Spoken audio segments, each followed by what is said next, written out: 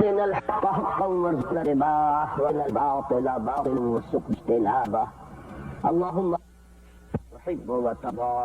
آمین یا رب العالمین۔ محترم خواتین معزز حاضرین، میں نے اپنے اس خطاب کے لیے ترتیب اختیار کی ہے کہ پہلے خواتین کا نام لیا ہے اور بعد میں حاضرین کا۔ اس کی وجہ آپ کو معلوم ہے کہ آج کا یہ اجتماع بالخصوص خواتین ہی کے لیے منعقد کیا جا رہا ہے۔ اگرچہ یہ صورت بڑی عجیب سی بن جاتی ہے مقرر کے لیے خاص طور پر کہ جنہیں اسے خطاب کرنا ہے وہ سامنے موجود نہیں، اور جو سامنے موجود ہیں وہ اس کے مخاطب نہیں۔ بہرحال آپ بھی اس کو اپنے ذہن میں رکھیں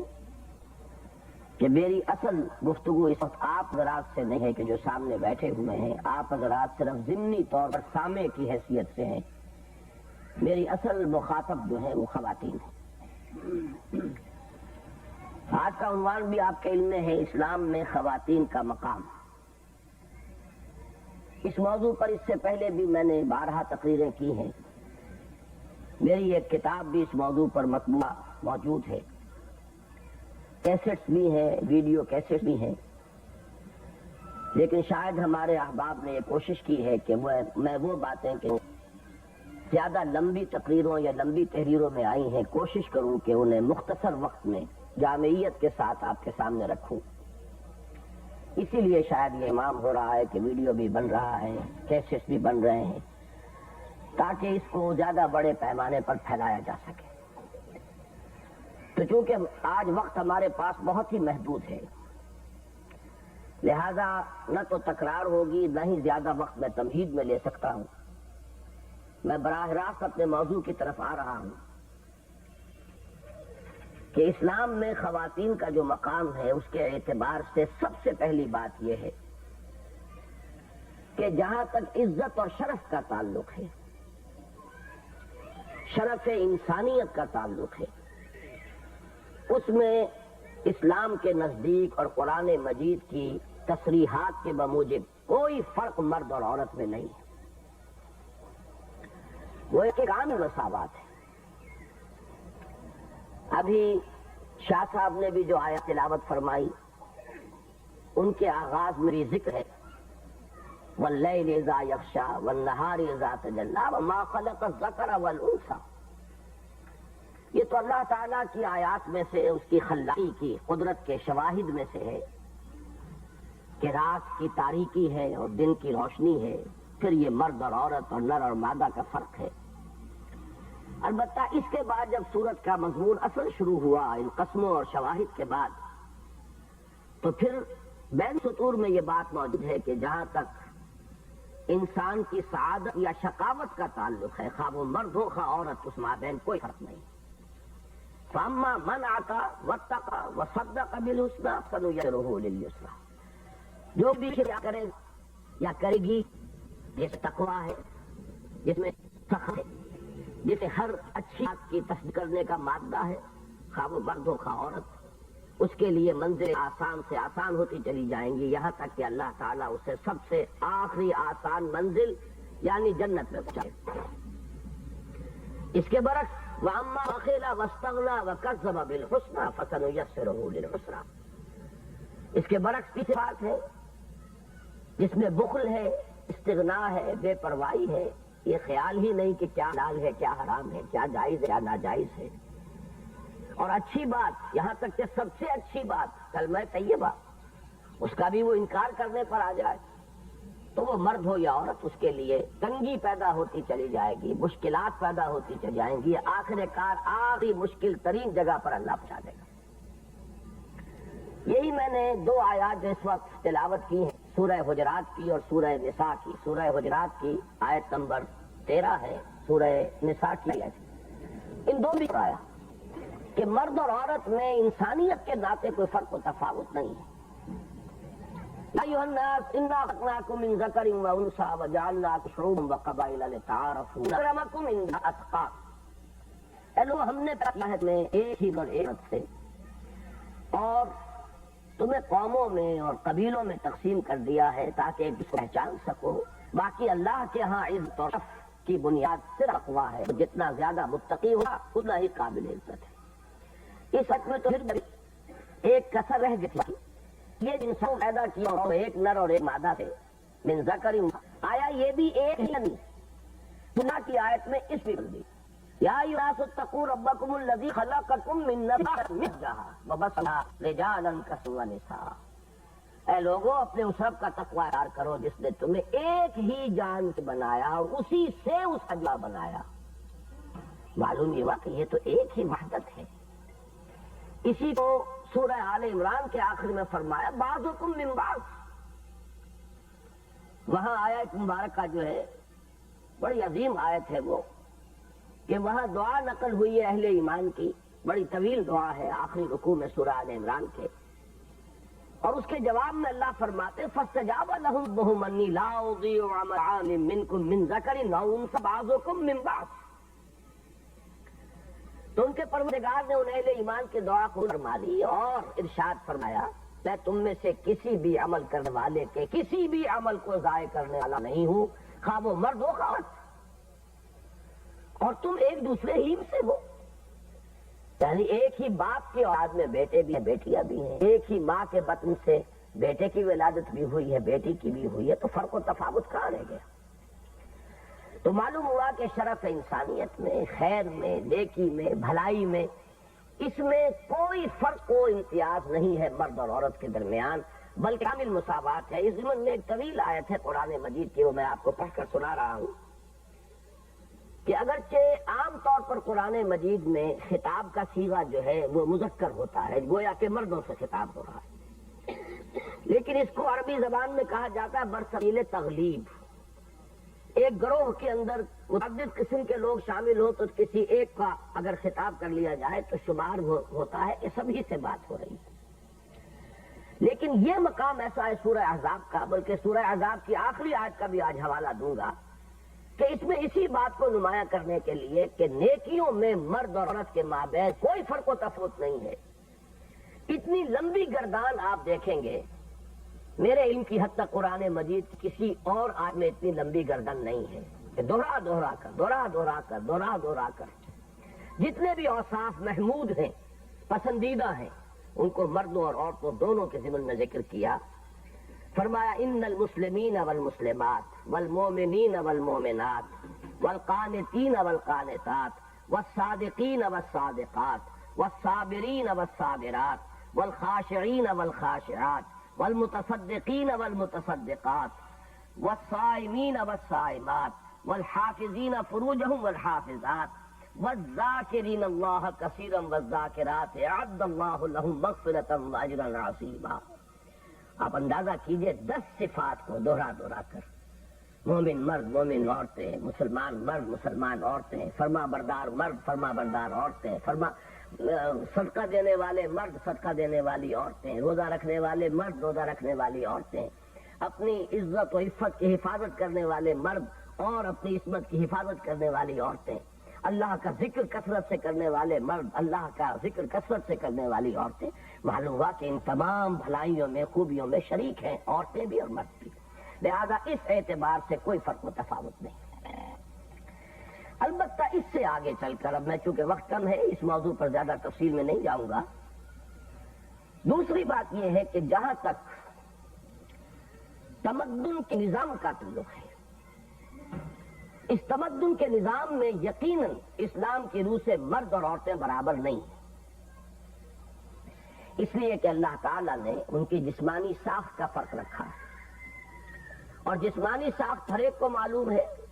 اصل میں اس سے بھی اہم تر حقیقت یہ ہے کہ نفسیاتی ساخت کا فرق ہے. مرد کی نفسیات اور ہے, عورت کی نفسیات اور ہے. جو خالق ہے, جیسے کہ سورۃ الملک میں فرمایا الا یعلم من خلق, کیا وہی نہ جانے گا جس نے بنایا ہے, جس نے پیدا کیا ہے. وہ خالق ہے, وہ جانتا ہے کہ ہر فیرا بہرے کار ساختن, اللہ تعالیٰ نے جس کو جس کام کے لیے بنایا ہے اسی کی ذمہ داریاں اس کو سونپ دی ہیں, اسی کے فرائض اس کے حوالے کیے ہیں. یہ اصل میں مغربی تہذیب کا بہت بڑا ظلم ہوا ہے, اور واقعہ یہ کہ یہ ظلم حقیقتاً عورتوں پر ہوا ہے، دہائی دی گئی ہے عورتوں کی مظلومیت کی، لیکن ان پر ظلم ہوا ہے۔ ظلم اس اعتبار سے کہ عورت کے جو فرائض ہیں بحث عورت، وہ تو وہ ادا کرنے پر مجبور ہے ہی، اس لیے کہ مرد وہ فرائض ادا کر ہی نہیں سکتا، لیکن جو فرائض مردوں کے ہیں وہ بھی اس کے سر پر لاد دیے گئے۔ معلوم ہوا کہ دوہرا بوجھ ہے کہ جو عورت کے کندھوں پر ڈالا گیا ہے کہ معیشت کے اندر بھی وہ برابر کی جو ہے اکتساب معیشت کے اندر بھی وہ برابر ساتھ رہے، اس کے لیے بھی بھاگ دوڑ کرے، جبکہ آپ کو معلوم ہے کہ نسل انسانی کے آگے چلنے کے من میں سارا کا سب بوجھ جو ہے عورت پر ہے، مرد پر تو نہیں۔ اس اعتبار سے میں یہ سمجھتا ہوں کہ ایکسپلائٹیشن کا لفظ جو آپ نے بہت سنا ہوگا، استحصال، کسی سے ناجائز فائدہ اٹھانا، واقعہ یہ ہے کہ اس تہذیب جدید نے شدید ترین استحصال کیا ہے عورت کا، کہ اس پر جبر کیا ہے، اس پر تشدد کیا ہے، اور صرف نعرہ لگایا ہے عورت کی آزادی اور عورت کی مساوات کا۔ بظاہر یہ الفاظ جو ہیں وہ اتنے دلکش ہیں اور اتنے حسین ہیں کہ خواتین جو ہے وہ ان کے پھندے میں پھنس جاتی ہیں، ورنہ تجزیہ کریں تو واقعہ یہ ہے کہ یہ بہت ہی شدید استحصال ہے خواتین کا۔ اس میں تو واقعہ یہ ہے کہ مغربی تہذیب نے تو عورت کو کھلونا بنا کر رکھ دیا، کوئی چیز فروخت کرنی ہو اس کے اشتہار پر حسین عورت کی تصویر موجود ہوگی۔ معلوم یہ ہوا کہ عورت تو در حقیقت کچھ فروختنی شے بن گئی ہے، سوانی حسن جو ہے وہ غالباً ذریعہ بن گیا ہے پبلسٹی کا اور چیزوں کے لوگوں کو اس سے متعارف کرانے کا۔ تو میں یہ سمجھتا ہوں کہ واقعتاً احترام کا جہاں تک تعلق ہے، عورت کی حرمت جس درجے اس جدید تہذیب میں پامال ہوئی ہے، میں آپ سے بیان نہیں کر سکتا اپنا شدت احساس، اس لیے کہ شنیدہ کہ بوجھ مانند دیدہ، جب تک آدمی نے مشاہدہ نہ کیا ہو اسے اندازہ نہیں ہو سکتا کسی چیز کا، خواہ کوئی شخص کتنا ہی اس کو بیان کرے۔ واقعہ یہ کہ میں نے جب سویڈن وغیرہ میں جا کر مشاہدہ کیا کہ عورت کس درجے اس کی تذلیل ہوئی ہے وہاں، اس کا اس سے پہلے مجھے اندازہ نہیں تھا کہ در حقیقت انتہائی بے حرمتی اور تذلیل جو ہے وہ عورت کی ہوئی ہے اس مغربی تہذیب میں۔ بہرحال اس وقت کیونکہ وقت کم ہے تو میں صرف یہ عرض کر دوں کہ جہاں تک تمدنی نظام کا تعلق ہے، اس نظام میں مرد اور عورت برابر نہیں، اس کا ایک قانونی ڈھانچہ ہے، البتہ جو کمی عورت کے حق میں اس قانونی ڈھانچے میں رہ جاتی ہے، یہ بھی در حقیقت اللہ تعالیٰ کی حکمت کا بہت بڑا مظہر ہے۔ در حقیقت انسان کی عقل کی رسائی وہاں تک نہیں ہے۔ عربی میں کہتے ہیں کسر کا جبر، کہیں کوئی شے ایک اعتبار سے کم ہو گئی ہو تو دوسرے اعتبار سے اس کو بڑھا دیا جائے، اس کی تلافی کر دی جائے۔ اسی کے لیے ایک لفظ ہے توازن۔ دیکھیے توازن جو ہے اس کو یوں سمجھیے کہ ایک ترازو ہے، ادھر بھی ایک پلڑا ہے ادھر بھی پلڑا ہے، اور وہ ڈنڈی جو ہے وہ برابر برابر ہے، اس کے جہاں سے پکڑا ہوا ہے ترازو کے اس کو دونوں طرف اس کے بازو برابر ہے، لہذا یہ بالکل سیدھی رہے گی ڈنڈی۔ ترازو جو ہے وہ جب اس میں کوئی چیز نہیں ہوگی اور برابر برابر کا وزن پڑے گا تب ڈنڈی سیدھی رہے گی، ذرا سا فرق کا ڈنڈی ٹیڑھی ہو جائے گی۔ لیکن اب آپ تصور کیجئے کہ اگر اس کو پکڑنے جو چیز ہے وہ درمیان میں نہ ہو، اس کے ایک طرف بازو لمبا ہو ایک طرف چھوٹا ہو، اس کا نتیجہ کیا نکلے گا؟ اب ڈنڈی کو سیدھا رکھنے کے لیے چھوٹے بازو والے سائڈ پر زیادہ وزن ڈالنا پڑے گا، زیادہ بازو والے پلڑے میں کم وزن ہوگا، تب یہ ڈنڈی سیدھی رہے گی۔ اسے ہی کہیں گے کسر کا جبر یا توازن پیدا کر دینا، کہ یہاں بازو چھوٹا تھا تو وزن زیادہ ہوگا، یہاں بازو جو لمبا تھا تو وزن جو ہے وہ بھی زیادہ کرنا پڑا۔ اس اعتبار بازو اگر چھوٹا تھا تو وزن زیادہ صحیح ہے، اور اسی طریقے سے اگر بازو لمبا تھا تو وزن کم میں وہ توازن پیدا ہو جائے گا۔ بالکل یہ بات ہے کہ جو نظام اسلام نے قانونی دیا ہے اس میں یقیناً عورت کے حقوق و اختیارات مرد کے حقوق و اختیارات سے کم۔ مثلا یہ کہ تمدن کا آغاز ہوتا ہے نکاح کے رشتے سے، رشتہ ازدواج۔ اس رشتہ ازدواج میں اسلام نے اس کی بنیاد پر ایک خاندانی نظام وجود میں آتا ہے، تو سب سے پہلے رشتہ ازدواج میں مرد کو فائق رکھا اور جو طلاق کا حق ہے اختیار وہ اس کو مطلقاً عطا کر دیا۔ اخلاقی اس کے اوپر تعلیم ہے کہ زیادتی نہ کی جائے، بلا وجہ طلاق نہ دی جائے، کوشش کی جائے کہ یہ جو حلال چیزوں میں سب سے زیادہ مبغوض شے ہے اللہ کے نزدیک ان ابغض الحلال عند اللہ الطلاق، تو اس کو جس حد تک انسان اس سے بچ سکے بہتر ہے، لیکن یہ کہ پھر بھی اختیار ہے، جبکہ عورت کو یہ اختیار نہیں دیا گیا، الا یہ کہ مخصوص حالات میں نکاح کے وقت ہی اگر عورت یہ طے کرا لے، تفویض کروا لے تو بات دوسری ہے، لیکن جو نارمل نظام ہے، جو ہمارے آئلی قوانین ہے، اس میں عورت کو یہ حق حاصل نہیں ہے، وہ خلا لے سکتی ہے، شوہر کو راضی کرے، اپنا مہر چھوڑے پورا یا نصف، یا پھر عدالت میں جائے، یا جو بزرگ ہیں خاندان کے ان کے پاس دہائی دے کہ میرے ساتھ ظلم ہو رہا ہے، یا میں اس شوہر کے ساتھ نباہ نہیں کر سکتی تو مجھے علیحدگی کا وہ دیا جائے، لیکن از خود طلاق وہ نہیں دے سکتی، جبکہ مرد از خود طلاق دے سکتا ہے۔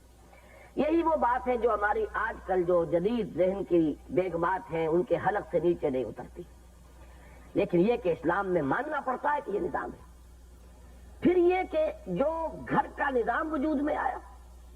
اس کے بارے میں فرمایا کہ الرجال قوامون علی النساء، اور اس کا ترجمہ صحیح ترین یہ ہوگا کہ مرد عورتوں پر حاکم ہے، اس لیے کہ قامہ کے بعد جب اعلیٰ کا صیغہ آ جاتا اس پر کھڑے ہیں، قائم ہے، قوام جو ہے وہ تو مبالغے کا صیغہ ہے، قائم سے کھڑا ہونے والا، قوام بہت قوت کے ساتھ کھڑا ہونے والا، اور پھر اعلیٰ کا جب آ جائے گا صلہ تو قوامون علی النساء، معلوم یہ ہوا کہ مرد عورتوں پر حاکم ہے۔ کس معنی میں؟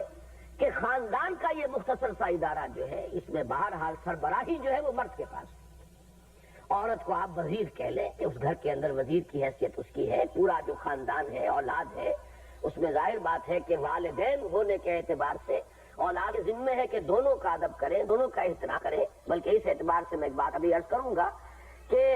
وہ جو کسر کا جبر ہے اس میں شریعت نے عورت کا حق زیادہ کر دیا، جہاں قانونی طور پر کمی رکھی کہ مرد کو طلاق کا اختیار ہے عورت کو نہیں،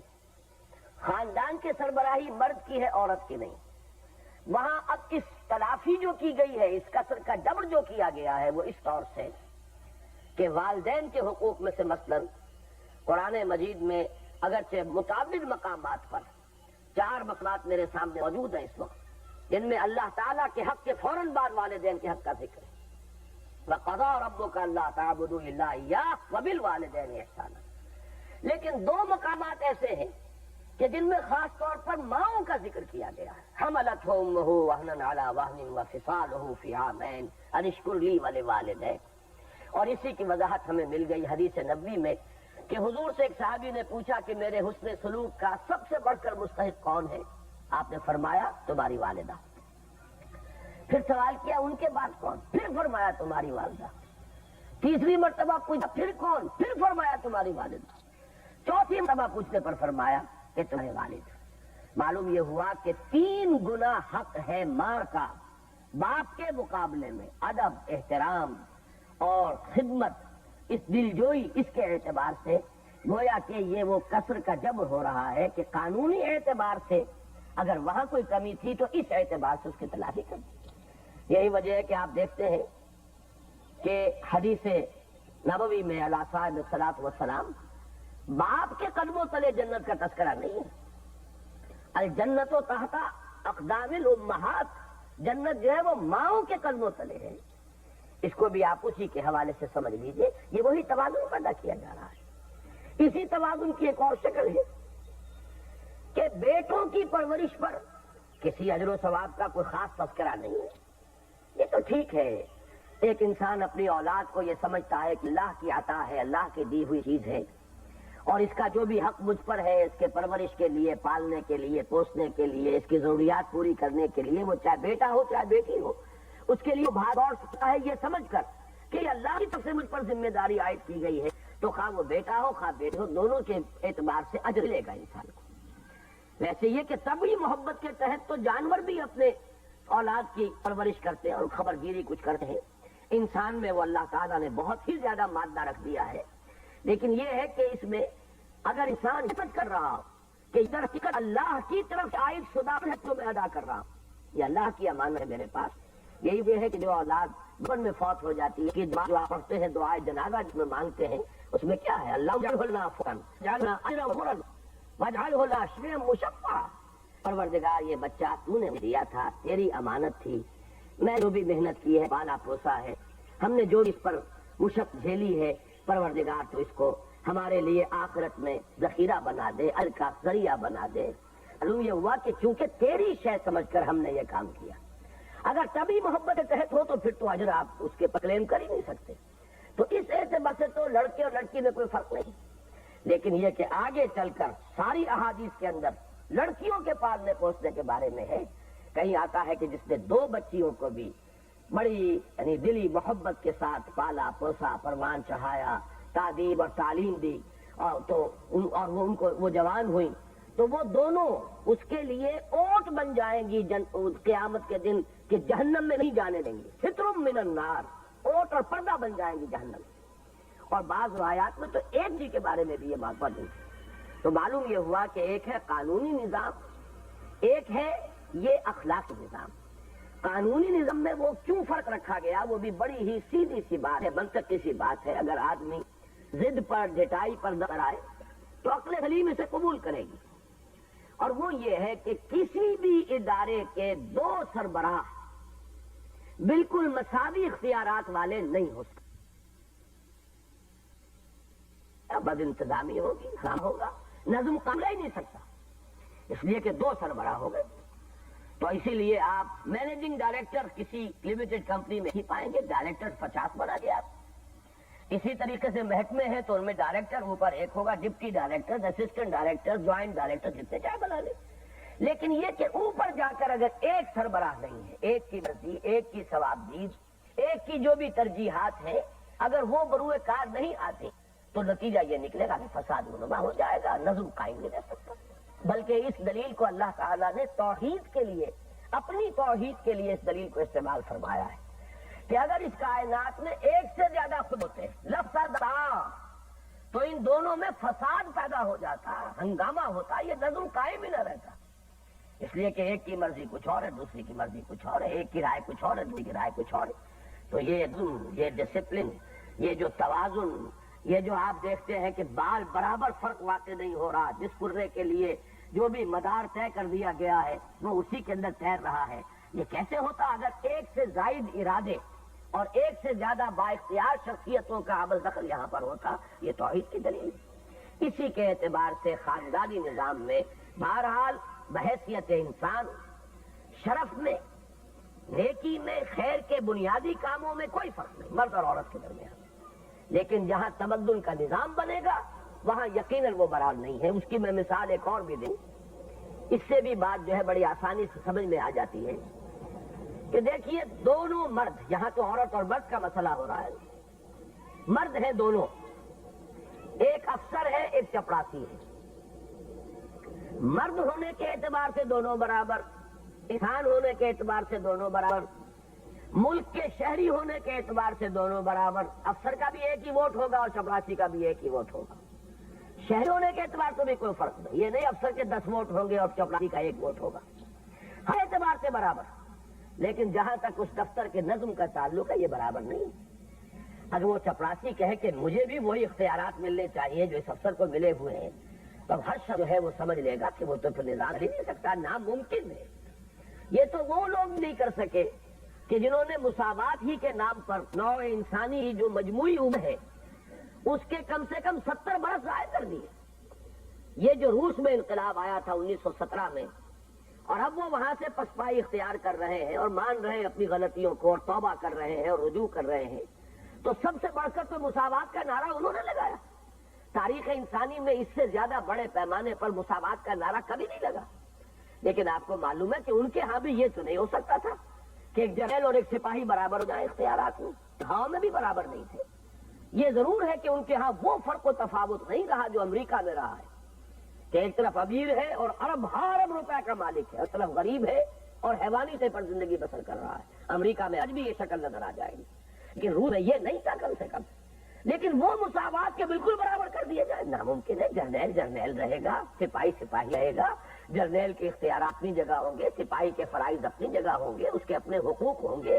پھر یہ کہ تنخواہوں میں بھی فرق و تفاوت ہوگا۔ تو اس بات کو اچھی طرح سمجھ لیجئے کہ جہاں تک انسانی شرافت کا تعلق ہے، نیکی اور تقوی کے ان تمام اعمال کا تعلق ہے جو سورہ احزاب کی اس آیت مبارکہ میں نے آپ کو سنایا، بلکہ میں نے عرض کیا تھا کہ آخری آیت کا بھی وہاں تذکرہ کروں گا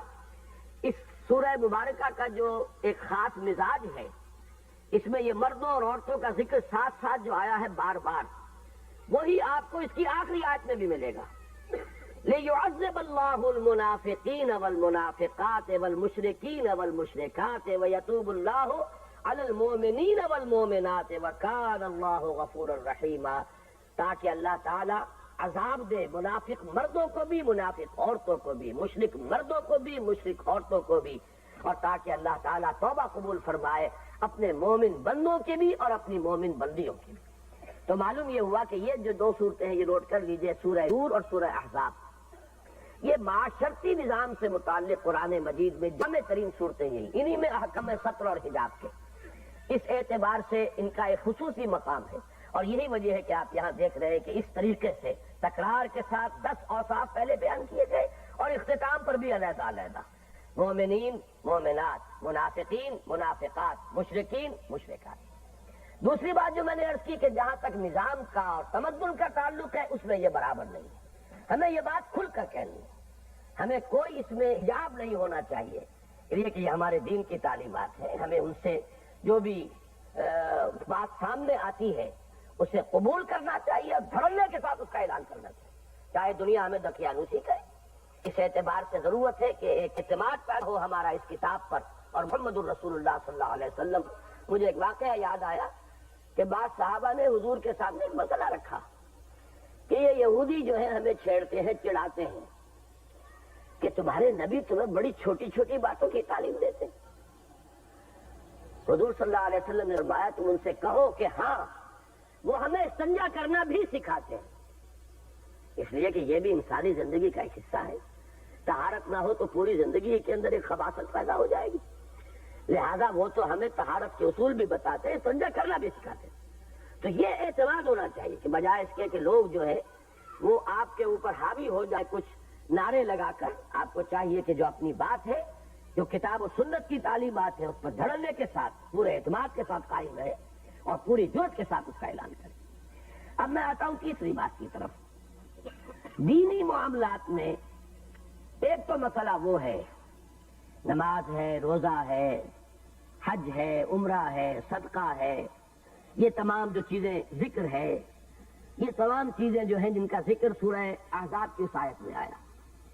ایک اس سے اوپر کا مرحلہ ہے دین کی تبلیغ، دین کی دعوت،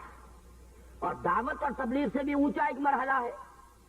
دین کی اقامت، دین کو غالب کرنا، دین کو قائم کرنا، دین کے نظام کا بول بالا کرنا۔ اس میں عورتوں کا کتنا حصہ ہے؟ آیا اس میں بھی وہ برابر کی شریک ہوں گی؟ آیا اس میں بھی ان کا معاملہ وہی ہے کہ جو مردوں کا ہے، یا یہ کہ اس میں فرق و تفاوت رہے گا؟ اس کو میں چاہتا ہوں، چونکہ مجھ سے کہا گیا تھا کہ بعض خواتین اس مسئلے میں خاصی پریشان ہیں، اس لیے کہ ضرورت تو واقعتاً محسوس ہوتی ہے کہ مغربی ذہن رکھنے والی اور مغربی تہذیب کے دلدادہ خواتین تو سڑکوں پر بھی آتی ہیں، نعرے لگاتی ہیں، جلوس نکالتی ہیں، اسلام کے خلاف، قرآن مجید کے صریح احکام کے خلاف۔ اب اگر ان کا مقابلہ مسلمان عورت نہ کرے تو معلوم یہ ہوتا ہے کہ بازی ہار جائیں گے، ہم اس میدان میں آنا پڑے گا۔ ایک ضرورت کا احساس ہے، لیکن یہ کہ اس کے ساتھ ہی اسلام کی جو تعلیمات بنیادی سطر ہے، حجاب ہے، گھروں میں رکے رہنا ہے، وقرنا فی بیوتکن، پھر اسلام نے عورت پر جو اصل ذمہ داری ڈالی ہے، اولاد کی پرورش ہے، اس کی تربیت ہے، شوہر کی خدمت ہے، شوہر کے لیے گھریلو ماحول کو بہت پرسکون بنانا ہے تاکہ اسے سکون حاصل ہو، لتسکنوا الیہا، یہ بھی قرآن مجید کے الفاظ ہیں، یہ اس کی ہے کہ جو پرائمری رسپانسبلٹیز ہیں، بنیادی ذمہ داریاں ہیں۔ اب ان دونوں کے اندر یقیناً ایک تصادم آ جاتا ہے کہ یہ متضاد ہے، یہ دو تقاضے، ان کو کس حد تک پورا کیا جائے۔ اس میں جہاں تک میرا مطالعہ ہے، نوٹ کر لیجئے، جب تک سطر اور حجاب کے احکام نازل نہیں ہوئے تھے، یہ تو آپ کو معلوم ہے شریعت پوری ایک دم تو نہیں آئی تھی، بلکہ یہ کہ رفتہ رفتہ تدریجاً، اور شریعت احکام اکثر و بیشتر آئے ہیں ہجرت کے بعد۔ اس سے پہلے نہ پردے کے احکام تھے، نہ سطر کے احکام تھے، نہ اور کوئی دوسری شریعت کے اندر جو چیزیں حرام کی گئی، ابھی شراب بھی حرام نہیں تھی، جوا بھی حرام نہیں تھا، سود بھی حرام، کوئی شے حرام نہیں تھی۔ ابھی تو بنیادی بات توحید، رسالت پر ایمان، آخرت پر ایمان، اخلاق حسنہ، تزکیہ نفس سارا غور اس پر صرف ہو رہا تھا۔ اس وقت تک تو ہمیں یہ نظر آتا ہے کہ صحابیات بھی بالکل دوش بدوش تھیں، شانہ بشانہ تھیں، ہر میدان میں انہوں نے وہ تمام مقامات بلند حاصل کیے ہیں کہ جو صحابہ نے، مردوں نے حاصل کیے۔ یہی وجہ ہے کہ سورہ آل عمران کی اس آیت میں، جس کا میں نے ابھی حوالہ دیا تھا، انی لا اضیع عمل عامل منکم من ذکر و انثی بعضکم من بعض فالذین ہاجروا واخرجوا من دیارہم واوذوا فی سبیلی وقاتلوا وقتلوا لأکفرن عنہم سیئاتہم ولأدخلنہم جنات تجری من تحتہا الانہار۔ تو جن لوگوں نے اللہ کی راہ میں ہجرت کی، جنہیں اللہ کی راہ میں ایذائیں پہنچائی گئیں، جنہوں نے اپنے گھروں کو چھوڑ دیا، اپنے گھروں سے نکالے گئے، جنہوں نے اللہ کی راہ میں قتال کیا، اب یہ جو سارے معاملات ہیں اس میں تو قاتلوا وقتلوا اور قتل ہوئے، تو معلوم یہ ہوا کہ ان تمام چیزوں میں ہمیں نظر آتا ہے کہ خواتین بھی شریک ہیں۔ جیسے مالی انفاق میں جو خصوصی مقام حضرت ابوبکر صدیق کا ہے رضی اللہ تعالیٰ عنہ، مال خرچ کرنا دین کے لیے، میں سمجھتا ہوں کہ اتنا ہی مقام حضرت خدیجہ الکبریٰ کا بھی ہے رضی اللہ تعالیٰ عنہ، کوئی فرق و تفاوت آپ کو نہیں ملے گا۔ اسی طریقے سے حضور کی دلجوئی میں، حضور کی نصرت میں جیسے تمام صحابہ جو ہے وہ ساتھ ہے، اسی طریقے سے جو خواتین آپ کے ساتھ ایمان لائی ہیں وہ بھی اس میں شریک ہیں۔ چنانچہ پہلی شہادت ایک انسانی جوڑے کی ہوئی ہے، ایک مرد اور ایک بیوی اس کی، حضرت یاسر رضی اللہ تعالیٰ عنہ، حضرت سمیہ رضی اللہ تعالیٰ عنہ، دونوں میاں بیوی اللہ کی راہ میں شہید ہوئے، صبر اور مصابرت کا پورا ثبوت دیا، ڈٹ گئے، نہ اس مرد نے گردن جھکائی اور کلمہ کفر زبان سے نکالنے پر آمادہ ہوئے حضرت یاسر، نہ وہ خاتون جو ہے انہوں نے کمزوری دکھائی، وہی عظیمت تو انہوں نے بھی اس سے دکھائی۔ اسی طریقے سے ہجرت، اگر حضرت عثمان ہجرت کر کے تشریف لے جا رہے ہیں حبشہ رضی اللہ تعالیٰ عنہ، تو آپ کو معلوم ہے کہ حضرت رقیہ رضی اللہ تعالیٰ عنہ حضور کی صاحبزادی وہ بھی ساتھ ہجرت کر رہی ہے۔ تو ہجرت ہو، اللہ کی راہ میں جان دے دینا ہو، انفاق مال ہو، اور اسی میں آپ سے عرض کروں گا کہ وہ مشہور واقعہ سامنے رکھیے، حضرت عمر جیسے شخص کو پگھلا دینے والی، وہ تو ان کی ہمشیرہ تھی حضرت فاطمہ بنت خطاب، عمر کو عمر بنا دینے والی، عمر فاروق بنا دینے والی، اس لیے کہ اور تو کسی کی بات ابھی ان پر اثر انداز نہیں ہوئی تھی۔ اصل میں جو عظیمت انہوں نے دیکھی اپنی ہمشہ میں کہ حضرت فاطمہ بنت خطاب نے، جبکہ حضرت عمر انہیں مار رہے تھے، زد و کوب کر رہے تھے، شوہر کو بھی مارا ہے، حضرت سعید ابن زید رضی اللہ تعالیٰ عنہ، اور جب وہ آگے بڑھی ہے بچانے کے لیے تو ان کو مارا ہے، لہوحان کر دیا، لیکن حضرت فاطمہ بنت خطاب زوجہ سعید ابن زید رضی اللہ تعالی عنہما، جب ان کے زبان سے یہ الفاظ نکلے ہیں کہ اے عمر چاہے تم ہمیں ہلاک کر دو لیکن ہم اب اس دین کو چھوڑنے والے نہیں، پگھل کر رہ گئے حضرت عمر۔ اسی کو علامہ اقبال نے کہا ہے تم ہی دانی کہ سوزے کے راتے تو دگرگو کرد تقدیر عمر را۔ بہرحال شعر کے لیے ذرا سا اس کے اندر بدل گیا مضمون، سوزے قرات نہیں تھا یہ، بلکہ در حقیقت یہ عظیمت کا مظہر تھا، اظہار عظیمت کہ اپنی جان بھی دینے کو میں تیار ہوں لیکن یہ کہ اب اس دین کو چھوڑنے کے لیے آمادہ نہیں۔ یہ وہ ہے در حقیقت اظہار عظیمت کہ جس کا اثر پڑا ہے حضرت عمر بن الخطاب رضی اللہ تعالیٰ عنہ کی طبیعت پر، اور پھر وہ عمر فاروق بن گئے۔ تو اس اعتبار سے نوٹ کیجئے کہ اس وقت تمام کاموں میں خواتین برابر کی شریک نظر آتی ہیں۔ یہی وجہ ہے کہ غزوہ احد میں جب یہ خبر پہنچی، اگرچہ ظاہر بات ہے کہ لشکر کشی کے وقت اور عین جنگ کے وقت تو خواتین کا تذکرہ نہیں ہے، جس طرح ہند آئی ہے کفار کے لشکر کے ساتھ، بعد میں چونکہ وہ بھی ایمان لے آئی ہیں، ہمیں ادب سے نام لینا چاہیے، لیکن یہ کہ اس وقت تک تو وہ خون کی پیاسی نہ صرف حضور کی بلکہ خاص طور پر حضرت حمزہ کی، اور پیٹ چاک کروا کے کلیجہ چبایا ہے، تو وہ جب آئی ہے تو وہ تو ان کے بارے میں تو آپ کو معلوم ہے کہ رجز پڑھے ہیں، جیسے آج کل کا رواج ہے، انہوں نے یعنی گاتے ہوئے رجز پڑھ کر جو کفار تھے ان کا حوصلہ بڑھایا ہے، اس طرح کا کوئی مسئلہ تو معاذ اللہ کسی مسلمان خاتون کا اس وقت بھی نہیں ہے، لیکن یہ ضرور مل جاتا ہے کہ جب وقتی طور پر شکست ہو گئی ہے اور اس وقت جو ہے ایک بڑا یعنی ہنگامی صورت پیدا ہوئی ہے تو پھر خواتین دوڑی ہیں، آئی ہیں، انہوں نے مرہم پٹی بھی کی ہے اور زخمیوں کو پانی پلایا ہے، لیکن اس وقت پردے کے احکام نہیں آئے تھے۔ سورہ نور بھی بالکل بالاتفاق اس کے بعد نازل ہوئی ہے، اور سورہ احزاب بھی بالکل اتفاق اس کے بعد نازل ہوئی ہے۔ اس اعتبار سے اس پر آپ قیاس نہ کیجیے۔ اسلام نے جب اپنا پورا نظام بنا دیا ہے، جب پورا ایک اس کی شریعت کا ڈھانچہ مکمل ہو گیا ہے، تب یہ کہ تقسیم کار بڑی ہی تکمیلی شکل کے اندر کر دی گئی۔ عورت کی اصل ذمہ داری اس کا گھر ہے، وہ اپنے محرموں پر تبلیغ کرے۔ سب سے بڑھ کر تو دور اس کے پاس ہے کہ قوم کا مستقبل، امت کا مستقبل اس کی گود میں پروان چڑھ رہا ہے۔ لہذا اگر ماؤں کی گود سے انہیں وہ جذبہ ایمان ملے، اس وقت سے ان کی تربیت ہو رہی ہو، خدا ترسی کی تربیت ہو رہی ہو، سچ بولنے کی عادت ڈالی جا رہی ہو، اگر اس وقت سے ان کے اخلاق جو ہے ان صحیح تعبیر ہو رہی ہو، تو یوں سمجھیے کہ قوم کا مستقبل تعبیر ہو رہا ہے۔ جب عورت گھر سے نکل جاتی ہے تو پھر وہ قوم کا مستقبل برباد ہوتا ہے۔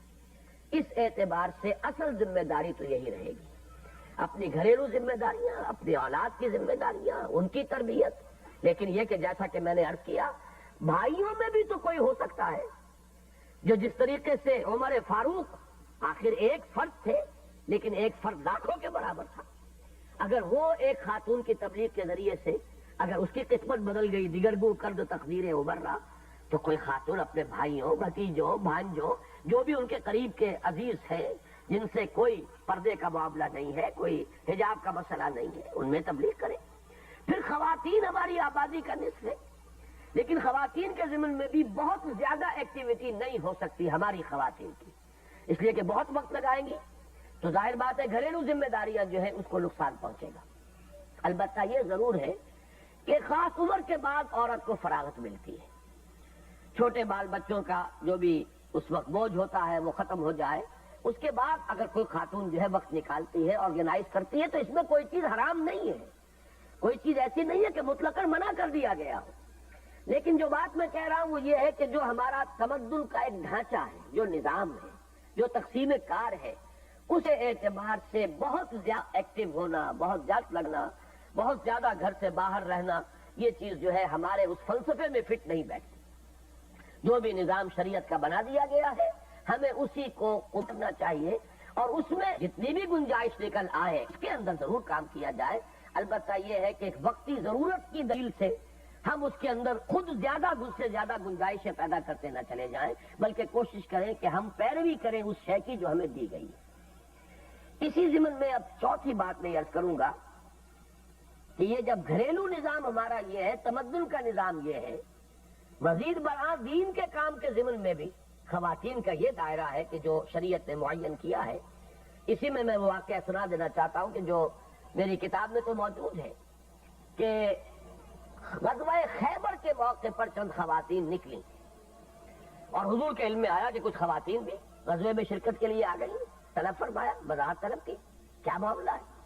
انہوں نے کہا کہ ہم بھی آپ کے ساتھ چلیں گی، ہم مریضوں کی دیکھ بھال کریں گی، مرہم پٹی کریں گی، پانی پلائیں گے۔ حضور نے فرمایا قطعاً نہیں، واپس چلے جاؤ۔ چنانچہ غزوہ خیبر کے موقع پر حضور ساتھ نہیں لے کر گئے۔ یہ غزوہ خیبر سن 7 میں ہو رہا ہے۔ سن 7 سے پہلے ظاہر بات ہے سورہ نور بھی نازل ہو چکی ہے، سورہ احزاب بھی نازل ہو چکی ہے، لہذا جو ہے اس پوری ترتیب کو ذہن میں رکھنا چاہیے۔ اگرچہ حضور نے دلجوئی فرمائی، ان کے جذبے کی قدر کی کہ یہ گھروں سے نکل آئی تھیں، جب آپ واپس تشریف لائے تو مال غنیمت میں سے انہیں حصہ دیا، کہ ان کا ایک جذبہ تھا، انہوں نے اپنا جہاد میں حصہ لینے کا جس جذبے کا اظہار کیا ہے اس کے بنا پر ان کا بھی ایک حق بن گیا ہے، انہیں اس مال غنیمت میں سے حصہ دیا گیا۔ اب آخری بات کی طرف آ رہا ہوں، وقت بہت کم ہے۔ اس وقت چونکہ ہمارے ملک میں ایک بڑا مختلف فی تو وہ معاملہ نہیں ہے، لیکن یہ کہ بعض اعتبارات سے خاص طور پر میری ایک رائے کی بنا پر کافی تشویش بہت سے لوگوں کو ہے مذہبی حلقوں میں۔ پہلے بات تو میں اصولی طور پر عرض کر دوں، اسلامی ریاست میں، حکومت میں یا دفاعی جو ذمہ داریاں ہیں ان میں کتنی ذمہ داری خواتین کی ہے؟ پہلی بات تو میں نے دین کی خدمت کی ہے، لیکن اس سے آگے بڑھ کر معاملہ ہے، قوم ہے، ملک ہے، ملکی سیاست ہے، سیاست میں ووٹ دینا ہے، اسمبلی کی ممبریاں ہیں، پھر وزارتیں ہیں، پھر وزارت عظمیٰ بھی اس وقت ہو گئی ہے، وزیر اعظم بھی ایک خاتون بن گئی ہے، اس اعتبار سے ایک مسئلہ پیدا ہوا ہے، حالانکہ یہ مسئلہ بہت پہلے پیدا ہو جانا چاہیے تھا۔ میرے نزدیک یہاں تک شریعت کا نظام ہے، جیسے میں نے ابھی عرض کیا، اسی طرح شریعت کے نظام میں ریاست کی ذمہ داریاں اور دفاع کی اصل ذمہ داریاں بھی صرف مردوں پر ہے، خواتین پر نہیں۔ وہی تقسیم کار یہاں بھی ہے۔ اگرچہ ہنگامی حالات اگر ہو جائیں، مثلاً یہ کہ فرض کیجئے خدا نہ خواستہ بھارت ہم پر حملہ کرتا ہے اور اس کی فوجیں جو ہے لاہور شہر پر چڑھائی کرتی ہیں،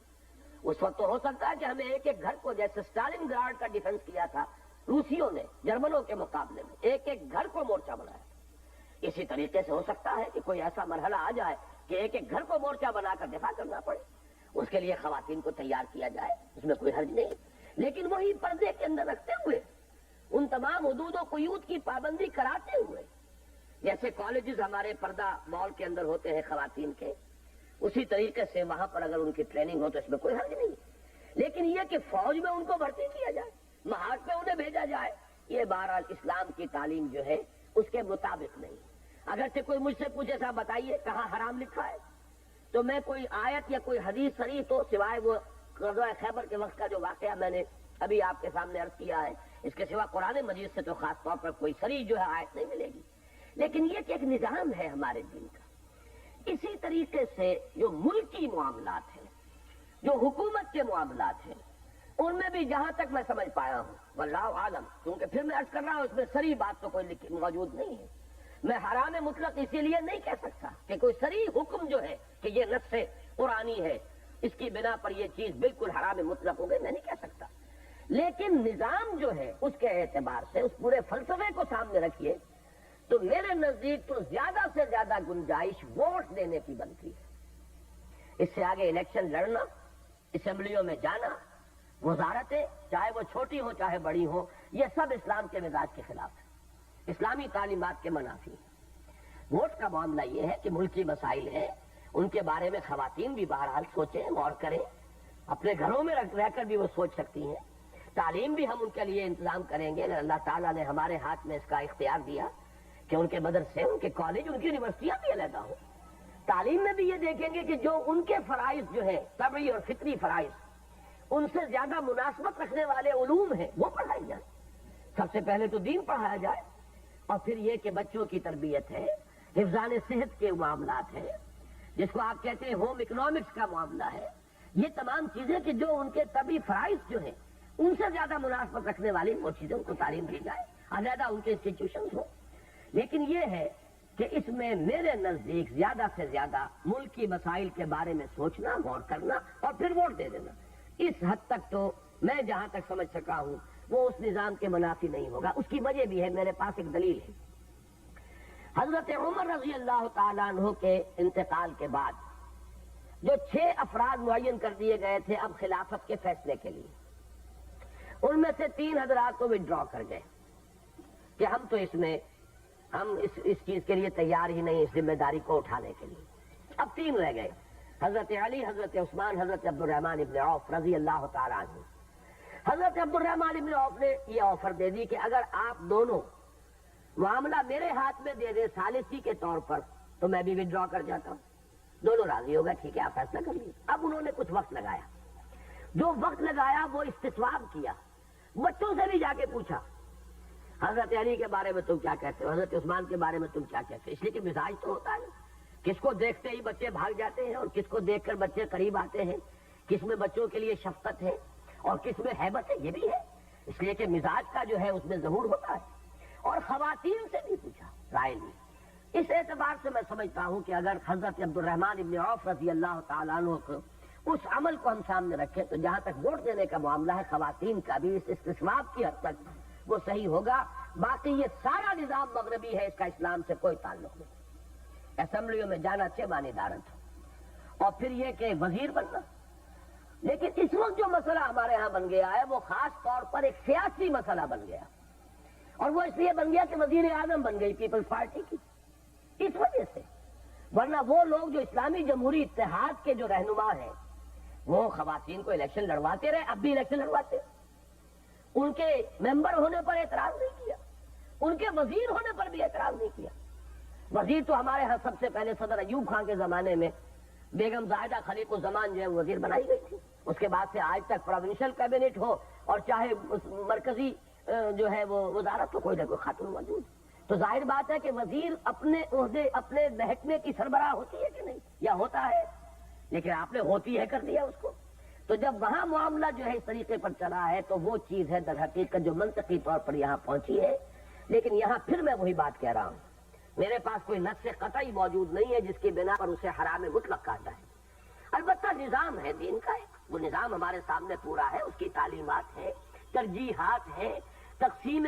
فرائض کی کا جو نظام ہے وہ ہمارے سامنے ہے. اس کی روح سے میں یہ سمجھتا ہوں کہ خواتین پر یہ ذمہ داری اللہ تعالیٰ نے نہیں ڈالی. جیسا کہ میں نے عرض کیا تھا کہ اگر کہیں بالکل ہنگامی حالات ہو جائیں تو بات دوسری ہے. اور اسی قسم کا واقعہ حضرت عائشہ صدیقہ کا ہے رضی اللہ تعالیٰ عنہ. جب حضرت عثمان کی شہادت ہو گئی ہے رضی اللہ تعالیٰ عنہ, اور اس کے بعد جو ہے خانہ جنگی شروع ہو رہی ہے اور اختلاف ہے, پوری امت کا مستقبل یوں سمجھیے کہ اس وقت ترازو کے اندر ہے, کیا حال ہوگا, اور یہ سارا معاملہ جو ہے ختم ہو کر نہ رہ جائے. اس وقت ایک خاص مقام پر فائز ہونے کی بنا پر حضرت ام المومنین حضرت عائشہ صدیقہ میدان میں آئی. لیکن ان کے بارے میں بھی اس وقت بھی حضرت علی کا یہ قول بھی ملتا ہے کہ انہوں نے مخاطب ہو کر یہ فرمایا تھا حضرت عائشہ سے رضی اللہ تعالیٰ عنہما. حضرت علی بھی صحابی, حضرت عائشہ بھی صحابیہ ہے, اللہ تعالیٰ ان دونوں سے راضی ہو, ان دونوں کو راضی کر دے. تو حضرت علی نے یہ فرمایا تھا کہ آپ پر یہ ذمہ داری اللہ نے نہیں ڈالی تھی, اور حضرت عائشہ بھی بعد میں پچھتاتی رہی کہ یہ کام میرے کرنے کا نہیں تھا, یہ میری ذمہ داری نہیں تھی. لیکن یہ بات یقیناً یہیں سے ثابت ہو رہی ہے, اگر مطلقاً حرام ہوتا تو کیا امکان تھا اس کا کہ حضرت عائشہ نکل سکتی. تو ہنگامی حالات میں اس طرح کی کوئی صورت جو ہے اس کے لیے تو حضرت عائشہ مطلقاً حرام تو ایسی شے نہیں ہے جو چھپی رہ جائے. جیسے کہ حدیث نبوی ہے کہ الحلال بین والحرام بین وبینہما مشتبہات. حلال بھی بالکل واضح ہے, اس میں کوئی اشتباہ نہیں ہے, حرام بھی بالکل واضح ہے, اس میں بھی کسی شبہ کی گنجائش, بیچ میں مشتبہات آ جاتے ہیں. بعض چیزوں کے بارے میں فیصلہ کرنا مشکل ہو جاتا ہے کہ یہ حلال ہے یا حرام ہے.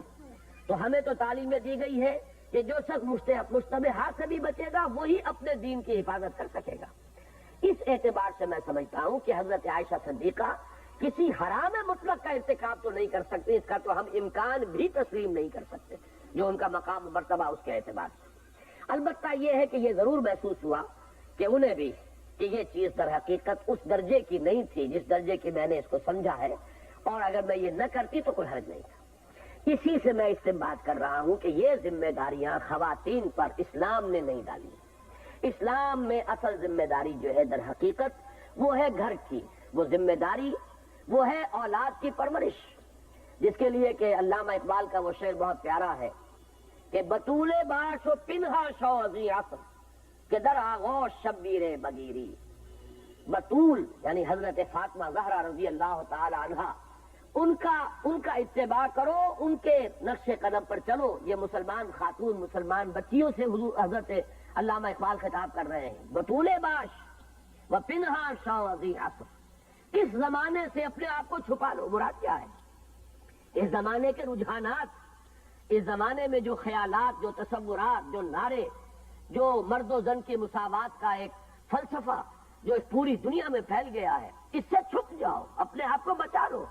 بطول باش و پنہا شو ازی عصر کہ در آغوش شبیر بگیری, تاکہ تمہاری گود میں حضرت حسین رضی اللہ تعالی عنہ اور حضرت حسن رضی اللہ تعالی عنہ, ان جیسے بیٹے جو ہے ایسے پھول تمہاری گود میں کھلے. یہ تو تبھی ہوگا جبکہ فاطمہ رضی اللہ تعالی عنہ کے نقش قدم پر چلو. ہماری مسلمان بچیوں کے لیے, خواتین کے لیے یہ دو فاطمائیں جو ہیں یہ گویا کہ ایک بہت بڑا نمونہ ہے.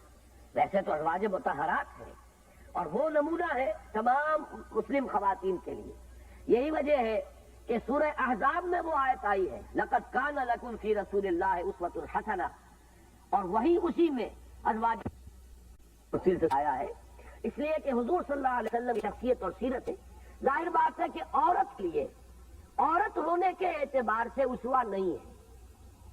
بیوی کو کیا طرز عمل اختیار کرنا چاہیے, بیٹی کو کیا طرز عمل اختیار کرنا چاہیے, ظاہر بات ہے حضور کی سیرت میں تو اس کے لیے اسوہ نہیں ہو سکتا. یہی وجہ ہے کہ اس کمی کو اللہ تعالیٰ نے پورا کیا ازواج مطہرات سے خطاب فرما کر کہ لستن کاحد من النساء، اے ہمارے نبی کی بیویوں تم اپنے آپ کو عام عورتوں کے مانند نہ سمجھو، تمہیں تو وہ کمی پوری کرنی ہے. ہمارے رسول مرد ہیں، مردوں کے لیے تو ہر اعتبار سے ہر پہلو سے اسوہ کامل ان کی سیرت کے اندر موجود ہے. حکمران کے لیے بھی ہے اور قاضی القضات کے لیے بھی ہے، سپہ سالار کے لیے بھی ہے، خطیب مسجد کے لیے بھی ہے، کسی مربی اور مزکی کے لیے بھی ہے. ہر ایک کے لیے اسوہ حضور کی سیرت کے اندر موجود ہے. البتہ خواتین کے لیے خاص طور پر جو ان کی نسوانی زندگی کا پہلو ہے اس کے لیے اسوہ حضور نہیں بن سکتے. اس کمی کو پورا کیا جا رہا ہے ازواج مطہرات کے اسوے سے. لیکن ویسے میں نے عرض کیا کہ دین کی دعوت اور تبلیغ اور اس کے ضمن میں خاص طور پر جہاں تک تعلیم کا تعلق ہے اس میں تو حضرت عائشہ صدیقہ بہت بڑا اسوہ ہے، بہت بڑی معلمہ امت. اور یہی حکمت تھی اصل میں کہ ان کی اس نو عمری میں حضور کے ساتھ شادی ہوئی، اور جب بیوہ ہوئی ہے تو کل 18 برس کی عمر تھی، اور باقی پوری عمر جو ہے اب انہوں نے وہ ذمہ داری جو ہے معلمہ امت کی ادا کی ہے، تاکہ وہ تعلیم خاص طور پر وہ گھریلو معاملات جو ہے انہیں تو حضور کی کوئی زوجہ ہی بتا سکتی تھی اور وہی اس کے ضمن میں رہنمائی امت کی فرما سکتی تھی. یہ کام حضرت عائشہ صدیقہ نے کیا. تو تعلیم میں اور ان کا شمار فقہائے امت میں ہوتا ہے. فقہائے صحابہ یہ چوٹی کے فقیہ ہیں، سمجھنے والے دین کے احکام کو اور ان کی حکمتوں کو. ان میں جہاں حضرت علی اور حضرت عمر رضی اللہ تعالیٰ عنہما کا مقام ہے وہی حضرت عائشہ صدیقہ کا مقام ہے. جیسا کہ میں نے عرض کیا تھا کہ انفاق مال میں جو رتبہ حضرت ابوبکر صدیق کا ہے وہی حضرت خدیجہ الکبریٰ رضی اللہ تعالیٰ عنہ کا ہے. لیکن یہ کہ اس اعتبار سے یہ دو فاطمائیں جو ہیں ہمارے لیے اسوہ بنتی ہیں. ایک فاطمہ بنت خطاب جس نے عمر ابن خطاب کو عمر فاروق بنایا، اور ایک فاطمہ بنت محمد رضی اللہ تعالی عنہ و صلی اللہ علیہ وسلم کہ جن کی گود میں حضرت حسن اور حضرت حسین جیسے پھول کھلے. یہ ہے وہ کردار کہ جو ایک مسلمان عورت جو ہے وہ اسلام کے اندر حدود میں رہتے ہوئے بھرپور طور پر ادا کر سکتی. اب یہ صرف چند منٹ ہے، میں عرض کر دوں آخری بات 5ویں، اور وہ ہے ستر و حجاب کا معاملہ. ستر و حجاب کے جو احکام اسلام نے دیے ہیں در حقیقت ان کا تعلق بھی استحکام اسرہ کے ساتھ ہے. اسرہ کہتے ہیں خاندان کو، خاندانی نظام کو مستحکم کرنے کے لیے ایک طرف تو سربراہ بنایا مرد کو، دوسری طرف اس خاندانی نظام کے اندر جو محبت کی چاشنی ہے اس کو بھرپور طور پر برقرار رکھنے کے لیے کہ شوہر اور بیوی کے درمیان ہی وہ تعلق رہے اور اس کی ادھر ادھر توجہ منقسم نہ ہو. لہذا یہ پردہ جو ہے اس کو شریعت کے اندر لاگو کیا گیا تاکہ یہ انتشار توجہ نہ ہو جائے. اسی لیے کسی نامحرم کے دیکھنے کو بھی آنکھ کی زنا پہ قابل کیا گیا ہے، اور فرمایا گیا کہ ایک مرتبہ نگاہ اگر پڑ جائے وہ تو اتفاقی طور پر پڑ سکتی ہے، صرف وہ قابل معافی ہے. دوسری مرتبہ اگر پلٹ کر اپنے ارادے سے دیکھا ہے نامحرم کو تو پکڑ ہو جائے گی اور جواب دہی کرنی پڑے گی. یہ اسی لیے ہے تاکہ تمام توجہ جو ہے وہ مرتکز رہے اپنے ہی زوجین کے مابین. اسی سے وہ مضبوط رشتہ قائم ہوگا جو خاندان کے اندر استحکام پیدا کرے گا. اور اس کے ضمن میں ہمارے ہاں بدقسمتی سے ایک اختلاف تو بیان کیا جاتا ہے کہ شروع سے چلا آ رہا ہے، اور وہ منسوب ہے حضرت امام ابو حنیفہ رحمہ اللہ سے. اسی لیے ہم چپ ہو جاتے ہیں، خاموش ہو جاتے ہیں، اگرچہ آج تک ہمیں کوئی بتا نہیں سکا کہ حضرت امام ابو حنیفہ رحمۃ اللہ علیہ کی رائے وہ کہاں لکھی ہوئی ہے اور کس کتاب میں. اور وہ رائے البتہ سننے میں آتی رہتی ہے کہ چہرے کے پردے کے وہ قائل نہیں تھے. یہ بات جو ہے یہ ہمارے ہاں کافی عام ہو چکی ہے، اور تمام عرب ممالک میں تو یوں سمجھیے چاہے وہ امام ابو حنیفہ کو مانتے ہیں یا نہیں مانتے ہیں، سوائے یہ کہ زبردستی کا ایک وہ بھی صرف خانہ پوری کی حد تک جو ہے وہ ایک نقاب سعودی عرب میں تو لازم ہے کہ عورت باہر سے نکلے اگر گھر سے تو وہ نقاب ہونا چاہیے. باقی وہ نقاب بھی اتنا باریک ہوتا ہے جب تک کہ دلی رجحان کو نہ بدلا جائے یہ قانونی پابندیاں جو ہے یہ کوئی زیادہ فائدہ نہیں پہنچاتی. باقی تمام عالم اسلام کے اندر تقریباً یہ بات تسلیم کی جا چکی ہے کہ چہرے کا پردہ نہیں. اور یہاں تک بات پہنچی ہے کہ عالم اسلام کے عام لوگوں کو تو چھوڑیے، وہاں کے علماء بھی کچھ بہ گئے ہیں اس رو کے اندر. جو تحریکیں اسلامی وہاں چل رہی ہیں ان میں بھی چہرے کے پردے کو انہوں نے لازمی قرار نہیں دیا، اخوان المسلمون میں بھی نہیں۔ اب یہ بہرحال عہد تشیع کا معاملہ تھا ایران کا، وہاں پر بھی وہ چہرے کی ٹکیاں، جو بھی خواتین وہاں سے اب بھی آتی ہیں وہ چہرے کی ٹکیاں جو ہے، اسی طرح زینب غزالی آتی ہیں اخوان کی ایک رہنما مصر سے، ان کو بھی چہرے کا پردہ جو ہے ان کا نہیں ہے۔ اور میں نے تو خود حسن البنا شہید رحمہ اللہ کی بیٹی کو دیکھا تھا کہ وہ بھی چہرے کا پردہ ان کا نہیں تھا، اس لیے کہ ان کے جو شوہر تھے ڈاکٹر، میں بھول رہا ان کا نام اس وقت، میں ان سے ملنے گیا تھا 1962 میں، مکہ مکرمہ میں وہ آئے ہوئے تھے، ٹھہرے ہوئے تھے ہوٹل میں، تو میں نے نوک کیا ہے تو وہ ان کی بیٹی حضرت حسن البنا شہید رحمۃ اللہ علیہ کی، دروازہ کھولا، وہ چہرہ اس کا کھلا ہوا تھا، انہوں نے کہا کہ نہیں ہے، دستور معافی موجود نہیں۔ بہرحال یہ معاملہ کم سے کم ہمارے معاملے میں ہندوستان پاکستان میں اللہ کا شکر ہے کہ علماء کرام کی بھی عظیم اکثریت اس کی قائل رہی کہ چہرے کا بھی پردہ ہے، یا یہ کہ اگر خالص یعنی فتوے کے اعتبار سے یا مسئلے کے اعتبار سے اگر کوئی اور رائے آئی بھی تب بھی احتیاط کے تقاضے کے طور پر اور ماحول جو ہے اس کے تقاضے کے طور پر یہی بات لازم سمجھی گئی ہے کہ چہرے کا پردہ بھی شامل ہے پردے کے احکام میں۔ لیکن اب سننے میں آیا ہے کہ ایک بڑی جماعت، بڑی تحریک، ہم تو ابھی تک بڑی ان کی تحسین کرتے رہے اور تعریف کرتے رہے، بربرا کی، علل اعلان کی کہ ان کا خواتین کا حلقہ جو ہے اس نے اس روایت کو الحمدللہ کے پردے اور برقعے کی روایت کو برقرار رکھا ہے۔ لیکن کوئی خبر آئی ہے، اللہ تعالیٰ سے دعا کرنی چاہیے کہ وہ غلط ہو، اور اس طرف اگر کوئی سوچ آئی بھی ہے تو عملاً اس کی طرف قدم نہ اٹھے کہ وہ بھی دوسری جو ممالک، عرب ممالک کی اسلامی تحریکیں ان کے نقش قدم پر چلنے کی سوچ رہی ہیں۔ میرے نزدیک عقل اور منطق کا تو لازمی تقاضا ہے کہ چہرے کا پردہ ہونا چاہیے، اس لیے کہ نسوانی حسن کا سب سے بڑا جو مظہر ہے وہ تو چہرہ ہے۔ اس اعتبار سے اگر چہرے کا پردہ نہیں ہے، باقی وہ تو اتفاق والی چیزیں ان کا میں ذکر نہیں کر رہا کہ پورا جسم ڈھکا ہوا ہو، لمبی چادر ہو یا اوور آل ہو، یا پردہ جو ہے برقعے کا جس طریقے سے بھی اوور کوٹ کی شکل میں سی لیا گیا ہو، اوپر سکارف ہو یا کوئی جو ہے وہ رومال باندھا ہوا ہو، یہ جو چیزیں ہیں یہ اپنی جگہ پر ہیں، یہ تو متفق ہے، اس میں کوئی اختلاف نہیں، اس لیے اس کا ذکر نہیں کر رہا۔ اب چونکہ وقت ختم ہو رہا ہے، اذان کی آواز شاید آئے چاہتی ہو، اس لیے عرض کر رہا ہوں کہ اس میں اشتباہ جو ہے وہ چہرے کے پردے کے بارے میں ہے۔ میری رائے یہ ہے، اگرچہ امریکہ وغیرہ میں نے اس رائے کا بھی اظہار کیا، وہ یہ کہ وہاں صورت ایسی ہے کہ بالکل ایک معاشرے کا رنگ ہی بالکل جدا ہے، وہاں کوئی اس اعتبار سے خاتون آئے گی تو ساری توجہ اس کی طرف ہو جائے گی کہ یہ کون ہے، تو بجائے اس کے کہ وہ مقصد حاصل ہو الٹا اور نقصان ہوگا۔ اس اعتبار سے وہاں اگر دوسری رائے پر عمل کر لیا جائے تو ایک رائے تھی جو میں نے وہاں پر دی ہے، لیکن ہمارے اپنے ممالک میں، ہمارے اپنے معاشرے میں ظاہر بات ہے کہ اس میں کسی درجے کی بھی کوئی رخصت کا معاملہ اور کوئی نرمی کرنا جو ہے وہ شریعت کے مزاج کے خلاف ہے، اور یہ پردے کے احکام کی جو اصل حکمت ہے وہ اس کو گویا کہ بالکل مجروح کر دینے والی ہے۔ بس چونکہ اب اذان کا وقت بالکل ہو گیا ہے، میں دعا کرتا ہوں کہ جو بھی اس مختصر وقت میں بات کہہ سکا ہوں اللہ تعالیٰ اس کو خواتین کے لیے مفید بنائے، اور ہم اسی رخ کے اوپر آگے بڑھیں، اور ہماری خواتین بھی، ہماری جوان بچیاں بھی، نوجوان بچیاں، وہ سب اپنے لیے آئیڈیل بنائیں حضرت فاطمہ الزہرا، حضرت فاطمہ بنت خطاب، حضرت عائشہ صدیقہ اور حضرت خدیجہ الکبریٰ رضی اللہ تعالی عنہن اجمعین کو۔ سبحانک اللہم و بحمدک، نشہد ان لا الہ الا انت، نستغفرک و نتوب الیک۔